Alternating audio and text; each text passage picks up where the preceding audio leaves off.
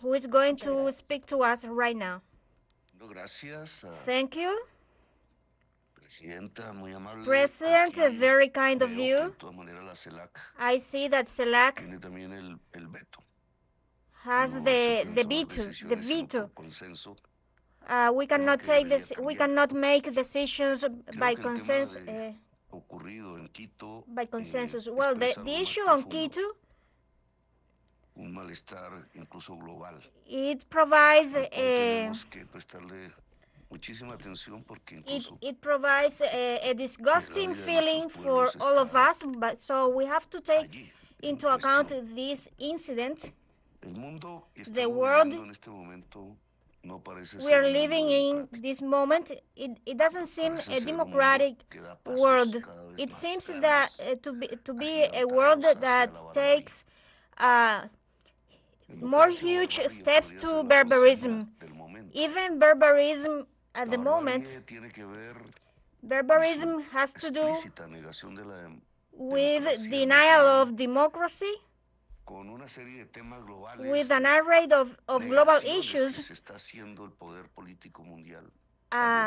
regarding the political power worldwide. It has to do with the survival of life on the planet. I'm not going to go deeper into that, but I think that instead of doing things planned as human beings, we are more focused on the death chain. It is a kind of resistance to the capital of changing, well, and it is expressed as with these kinds of incidents in the bombing of Gaza, in this kidnapping at the embassy. We thought a democratic project would be permanent, but it is it is at risk. So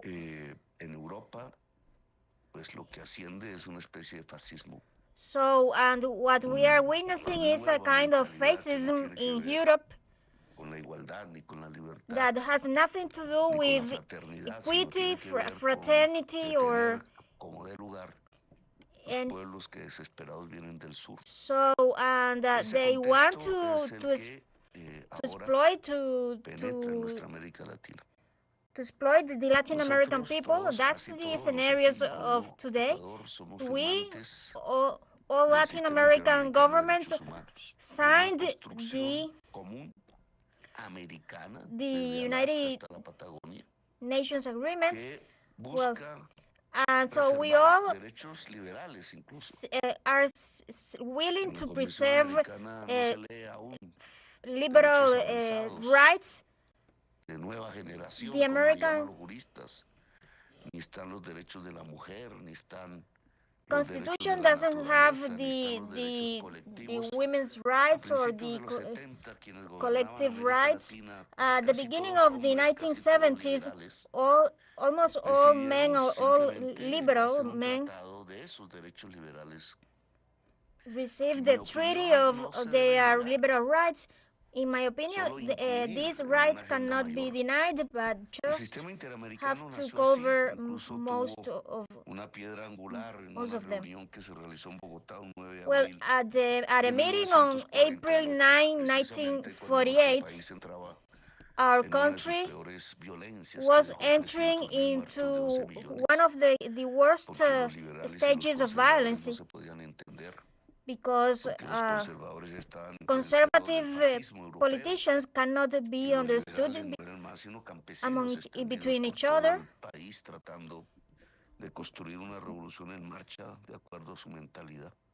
And so on the other side, well, Latin America, after having signed that treaty, the American Commission, well, we can remember the case of Allende. It can be a symbol, the assassination of the president in a military coup d'etat, in an era of 30 years in which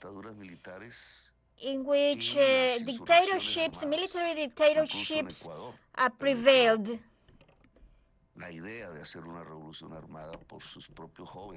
So the idea of doing a revolution by youngsters was the Colombia. So all the democratic project was full of bloodshed, and 30 years later, it came up an era of spring. They call it like that. Landslides victories, and on one side it was lived again the Allende stage, and so it was an era in which votes for presidents were prevailing, but barbarism can enter again our space in the planet. What happened with Ecuador is part of that, barbarism. We cannot call it another way. It is not the same as what happened with Iran or with the bombings in Gaza. But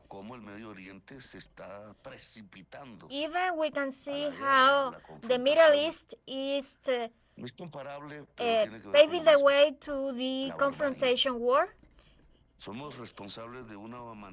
We are responsible in one way or another that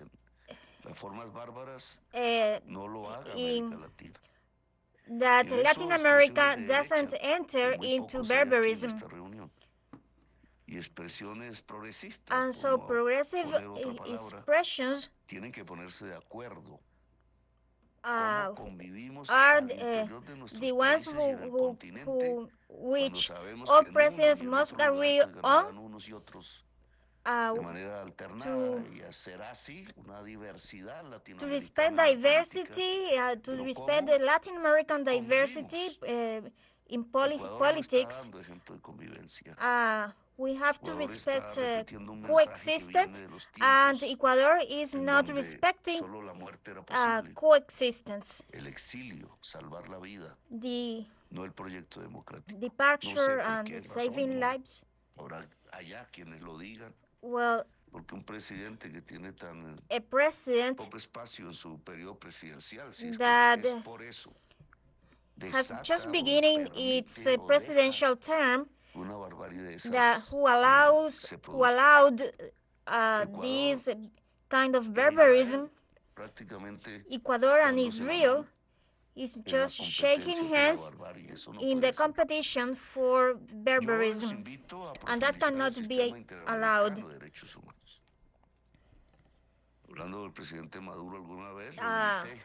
We're referring to President Maduro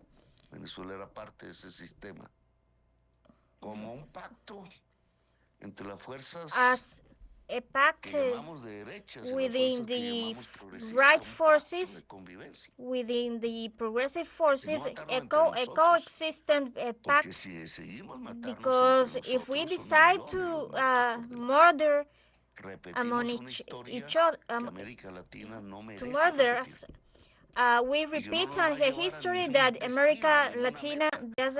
Latin America doesn't deserve.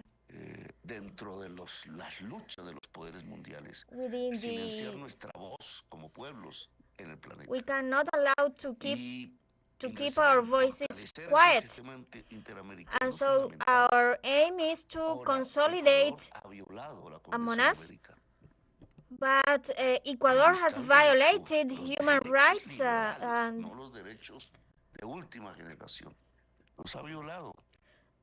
Ecuador has violated the asylum right, among others. So in that measure, I would have to accompany the government of Mexico in their decisions. So it seems like that the South American Pact is setting apart because of this.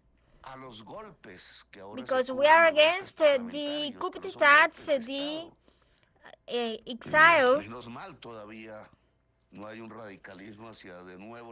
Fortunately, there's no a new radicalism, but so we have to avoid that path. So I urge for the Ecuadorian government to make amends. So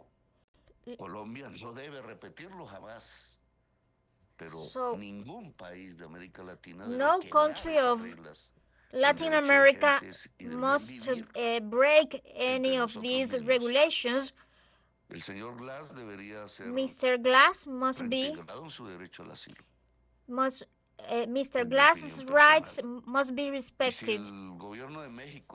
And so if the Mexican government decides to go to the court of to the International Court of Justice, we just back them up.